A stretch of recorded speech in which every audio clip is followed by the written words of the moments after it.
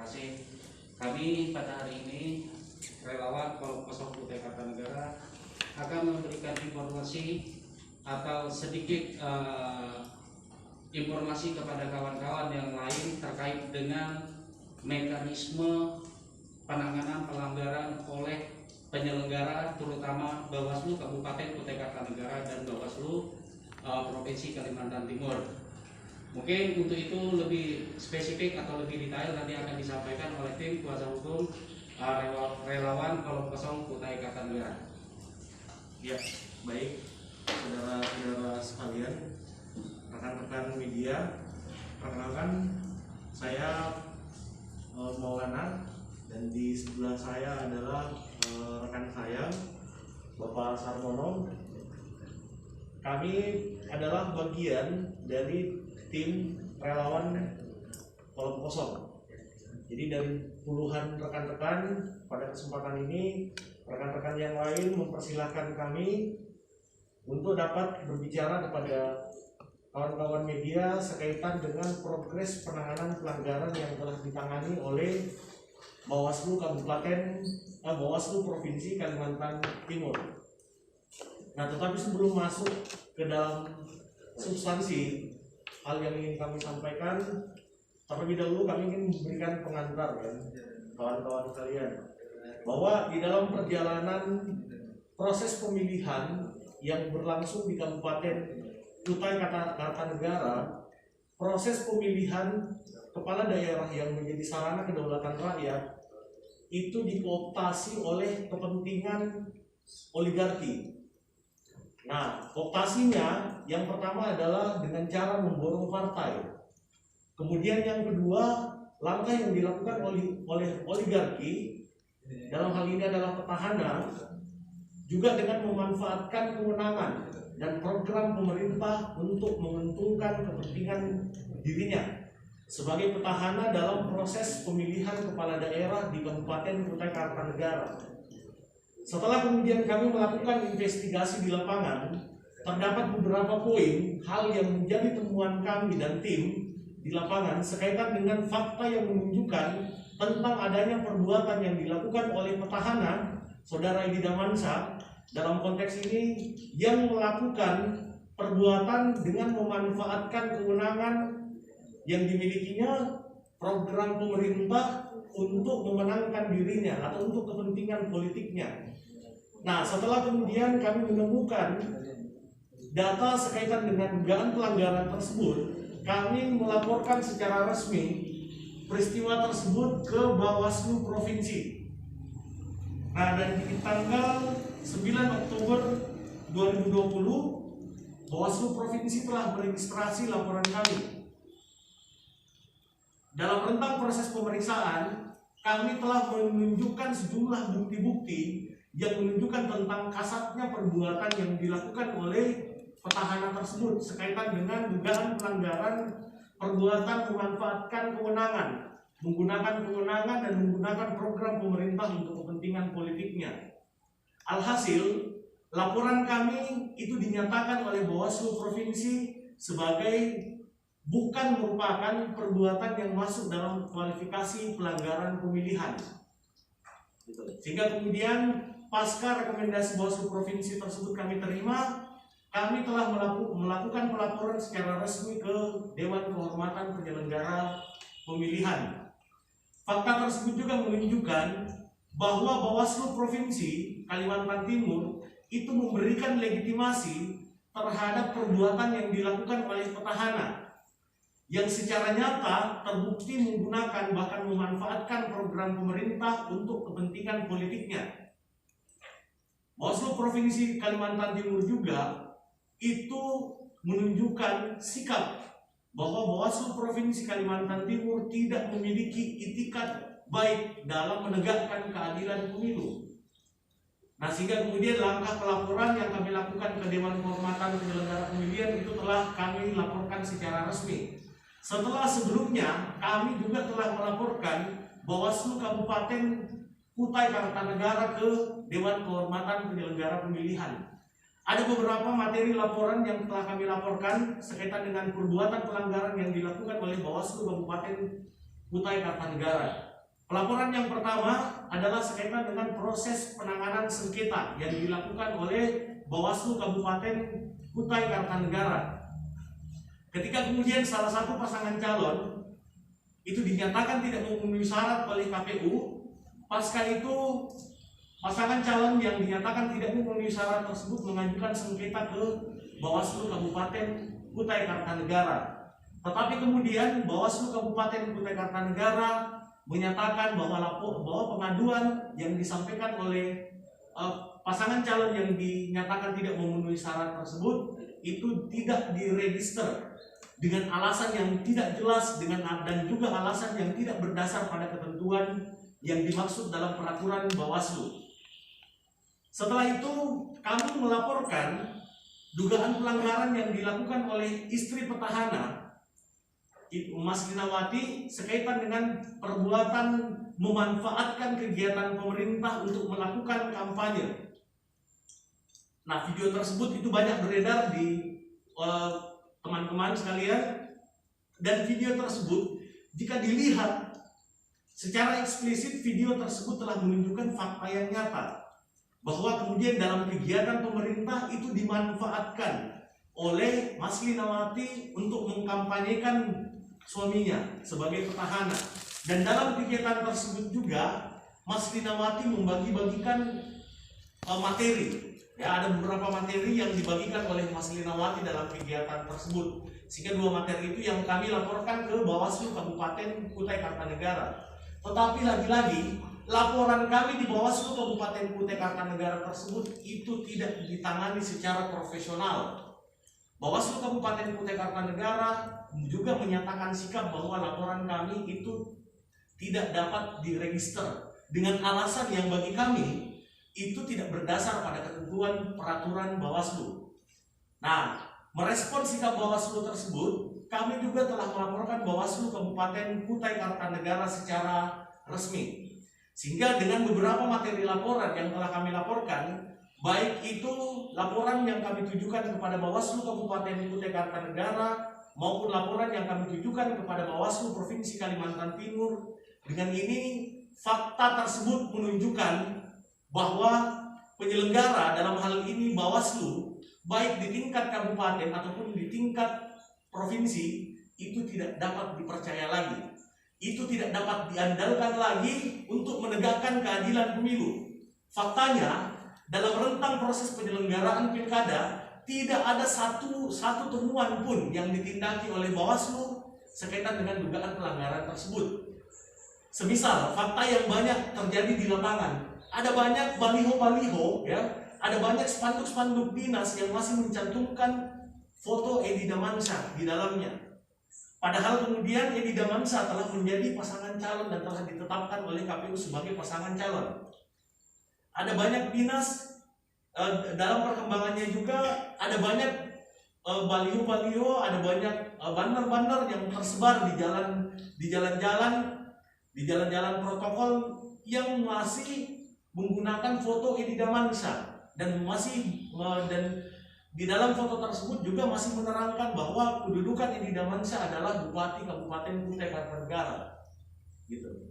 Nah, jadi selain fakta tersebut itu menjelaskan bahwa aparatur sipil negara di Kabupaten Kutai Kartanegara itu secara terang terlibat dalam upaya untuk menguntungkan kepentingan politik Edi Damansyah. Dan faktanya, fakta tersebut itu tidak ditindaklanjuti sebagai temuan dugaan pelanggaran yang ditindaki oleh Bawaslu Kabupaten maupun Bawaslu Provinsi.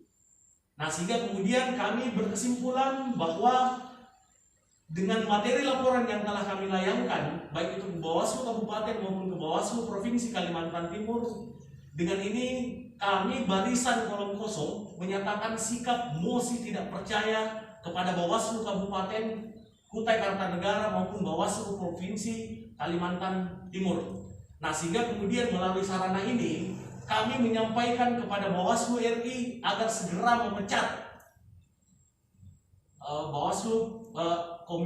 ketua dan anggota Bawaslu Provinsi Kalimantan Timur dan ketua dan anggota Bawaslu Kabupaten Kutai Kartanegara. Dari mosi, Bang. Ini kami menyatakan sikap mosi tidak percaya kami terhadap penyelenggara. Dalam hal ini adalah Bawaslu Kabupaten Kutai Kartanegara dan Bawaslu Provinsi Kalimantan Timur. Dan dengan sarana ini juga kami mendesak agar Bawaslu RI segera mengambil alih seluruh pelaporan-pelaporan yang dilaporkan oleh masyarakat yang mengarah pada dugaan perbuatan yang dilakukan oleh petahana dengan memanfaatkan program dan kewenangan pemerintah untuk kepentingan politiknya. Ya, dan kami juga mendesak agar kemudian DKPP maupun Bawaslu RI segera memecat Ketua dan anggota Bawaslu Provinsi Kalimantan Timur dan Ketua dan anggota Bawaslu Kabupaten Kutai Kartanegara. Sehingga kemudian dengan keadaan tersebut kami berharap agar pergantian komisioner tersebut dapat memperbaiki citra lembaga Bawaslu sebagai lembaga pengawal pemilu, lembaga yang selalu menyatakan dirinya bersama rakyat mengawasi pemilu dan ingin menegakkan keadilan pemilu. Seperti itu sikap dari kami. Terima kasih. Laporan tersebut itu telah diterima langsung oleh DKPP dan DKPP kemudian telah mengeluarkan tanda terima terhadap laporan kami, dan saat ini kami tinggal menunggu registrasi terkait dengan pelaksanaan jadwal sidang etik yang akan dilaksanakan oleh DKPP. Tapi pada prinsipnya kami masih menunggu dari DKPP. Beberapa bukti yang kami laporkan, kalau sekaitan dengan penggunaan program dan kewenangan, kami melampirkan bukti baik berupa foto, keterangan saksi-saksi, dokumen-dokumen, baik itu peraturan bupati maupun kontrak ya, yang menunjukkan bahwa dalam rentang waktu 6 bulan sebelum dirinya ditetapkan sebagai pasangan calon, terdapat program pemerintah, beberapa program pemerintah yang dimanfaatkan untuk kepentingan politiknya. Dan sekaitan dengan konteks laporan kami, kaitan dengan raga pantas tersebut, raga pantas idaman tersebut, mobil tersebut itu masih digunakan hingga saat ini oleh kepala desa dalam kaitan program penanganan stunting, dan frame idaman ini memberikan pengaruh yang signifikan kepada masyarakat. Yang tentu di kepala rekan-rekan sekalian ketika mendengar kata idaman, maka kemudian kata idaman tersebut itu langsung dapat diasosiasikan kepada pasangan calon tertentu. Dan fatalnya perbuatan tersebut itu dinyatakan oleh Bawaslu bukan merupakan pelanggaran pemilihan. Akan kemana perjalanan demokrasi kita? Ketika kemudian petahana telah nyata memanfaatkan kewenangan dan program pemerintah untuk memenangkan dirinya dan untuk kepentingan dirinya, itu dinyatakan oleh Bawaslu bukan merupakan pelanggaran pemilihan. Gitu. Jadi ke depan, ketika kemudian keadaan tersebut dibiarkan, maka kemudian dalam rentang proses ketika dia menjabat kembali, petahana tersebut terpilih dan menjabat kembali, maka tentu abuse of power atau tindakan yang menyalahgunakan kewenangan itu akan dilakukan. Ketika kemudian potensinya telah ada, maka dapat dipastikan ketika orang yang dalam rentang proses ketika dia ingin mencalonkan dirinya sebagai kepala daerah, yang dalam rentang proses dirinya maju sebagai kepala daerah, dia telah nyata memanfaatkan kewenangan dan program pemerintah, ya, maka niscaya ketika dia terpilih, maka hal tersebut akan berulang lagi. Tindakan yang berguna untuk mementingkan tindakan ataupun perbuatan yang bermuara pada upaya untuk menguntungkan kelompoknya, menguntungkan dirinya, itu tentu adalah suatu hal yang akan dilakukan. Itu niscaya. Dalam konteks kajian tindak pidana korupsi pun, tindakan permulaan tersebut atau gejala tindak pidana korupsi itu dapat dilihat dari proses kontestasi yang dilakukan dalam pilkada. Ketika kemudian dalam rentang proses pilkada, seseorang memanfaatkan kewenangannya, menggunakan segala cara untuk memenangkan dirinya, maka niscaya perbuatan yang mengarah pada tindak pidana korupsi tersebut itu akan terjadi. Itu kajian mendasar kalau kita memahami bagaimana kemudian korupsi kepala daerah tersebut itu terjadi. Nah, makanya kemudian dalam kesempatan ini kami berulang kali menyampaikan agar kemudian masyarakat itu tidak takut melaporkan setiap bentuk pelanggaran yang terjadi di bawah. Dan kami juga menyerukan agar masyarakat yang mendukung kolom kosong tidak takut sedikit pun dengan intimidasi, dengan ancaman apapun yang terjadi di bawah. Apalagi kemudian dalam rentang proses hingga saat ini kami juga mendengar ada tindakan-tindakan yang mengintimidasi gerakan kolom kosong, gerakan perjuangan masyarakat kolom kosong di bawah gitu. Nah, makanya kemudian kami sangat miris dan wajar saja jika masyarakat ketakutan dengan kondisi sekarang ini. Ketika praktek kecurangan dalam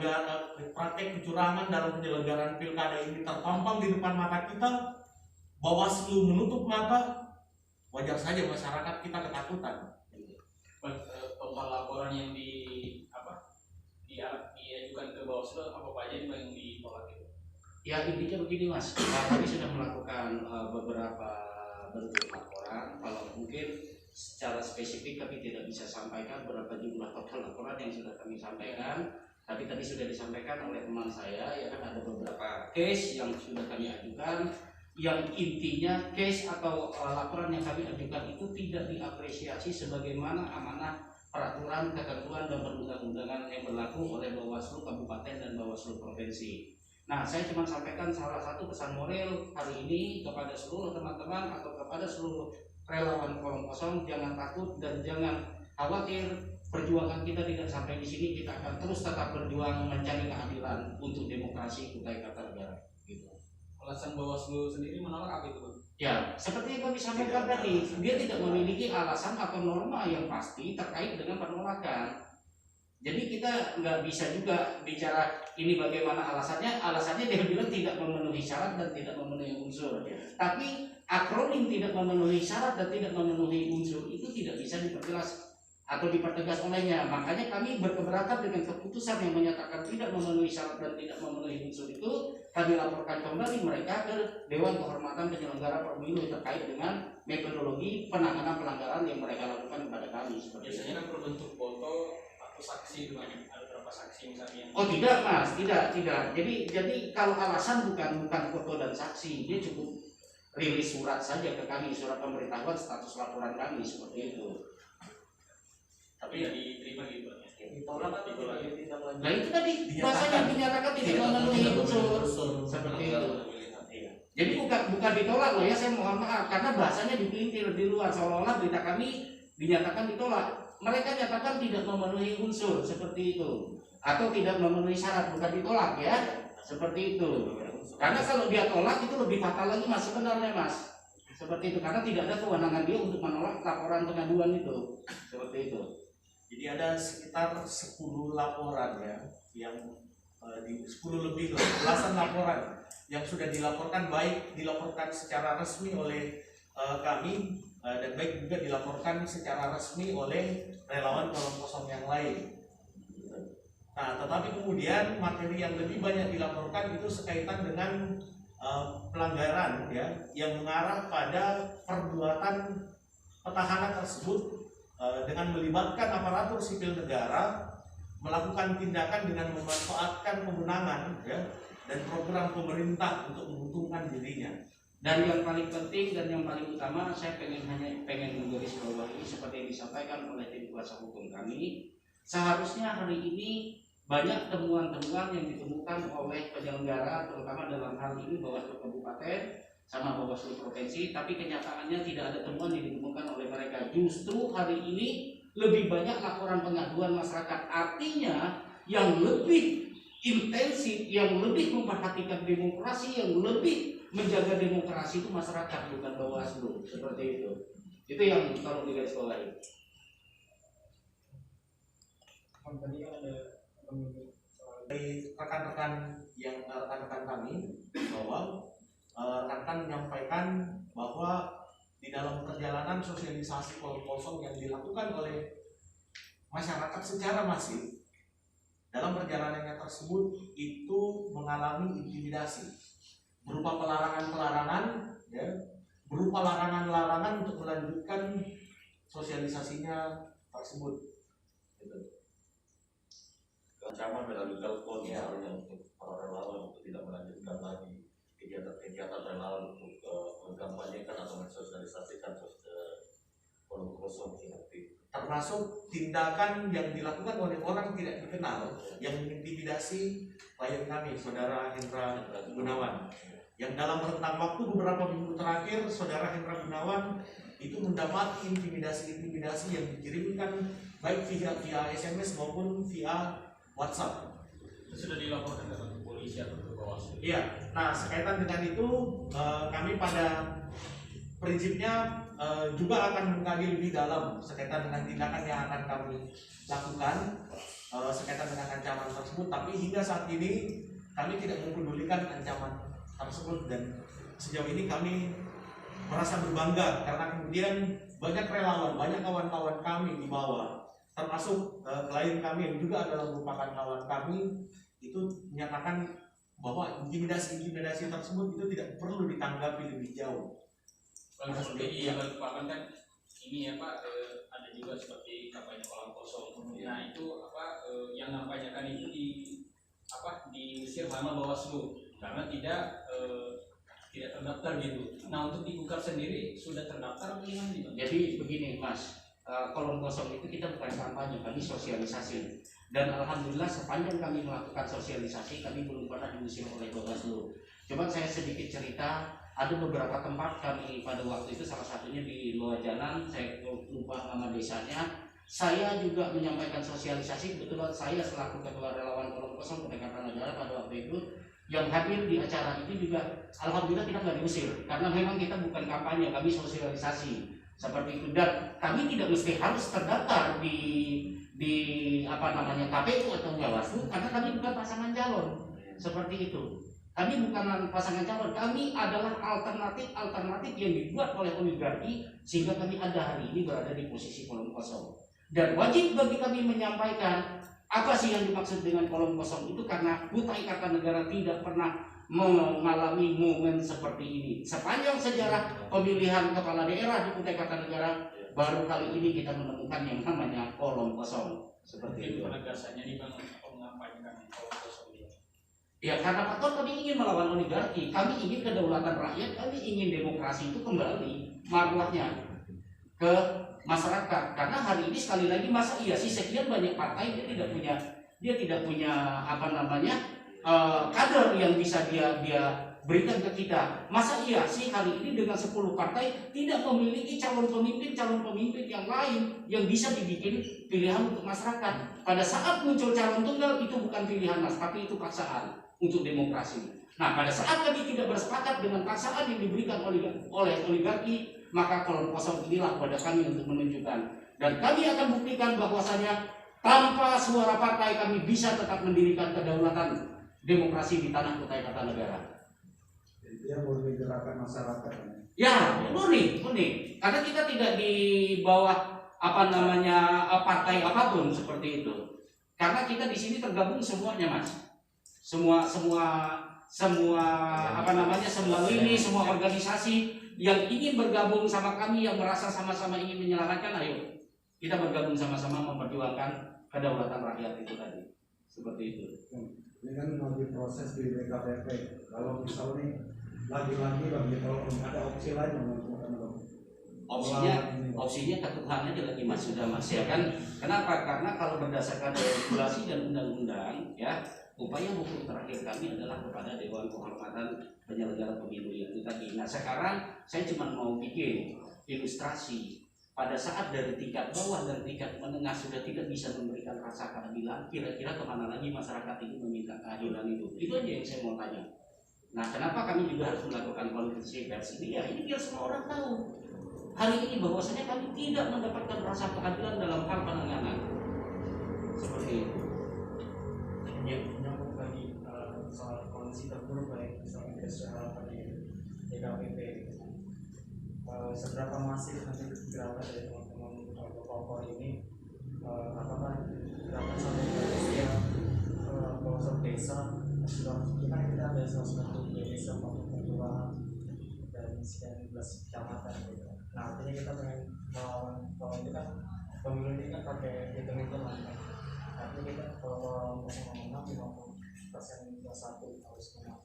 Nah, seberapa masif rencana strategis gitu ya, selain strategis gerakan dari teman-teman Kompos ini? Kalau misalkan kondisi terburuk itu terjadi di DKPP tidak pernah terjadi. Jadi begini Mas, kalau ditanya seberapa masif, kita tidak bisa kaitkan kontennya dengan DKPP atau segala macam. Tapi saya coba jawab, saya coba terjemahkan. Seberapa masif upaya kami kepada DKPP sangat masif. Cuman upaya kami sangat masif, tapi tetap dalam konten koridor yang ada. Kami tidak frontal. Masifnya kami tidak frontal seperti itu. Itu kalau upaya kami kepada DKPP. Tapi kalau ditanyakan seberapa masif hari ini perjuangan kami kepada masyarakat Kutai Kartanegara, kami berjuang di seluruh kecamatan dan seluruh desa.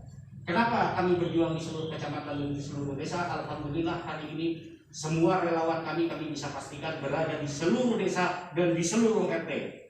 Perlu diingat oleh oligarki hari ini, jangan dipikir karena tidak ada uang kami tidak bisa bergerak. Hari ini nyawa kami adalah rasa yang sama, rasa yang ingin menyelamatkan demokrasi, sehingga kami tidak perlu repot-repot merekrut. Banyak teman-teman yang di tingkat RT, tingkat desa menyatakan ingin membantu kami, ingin berjuang secara bersama-sama dengan kami. Nah, itu sebegitu besar masifnya. Nah, upaya-upaya yang kami lakukan, salah satu upaya yang kami lakukan untuk juga meningkatkan rasa juangnya teman-teman. Makanya tim Bepokor, tim kolom kosong yang ada di Kutai Kartanegara, kami telah banyak mengagendakan sosialisasi di tingkat kecamatan dan tingkat desa.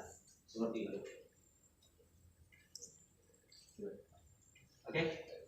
Terima kasih. Selamat sore. Assalamualaikum warahmatullahi wabarakatuh.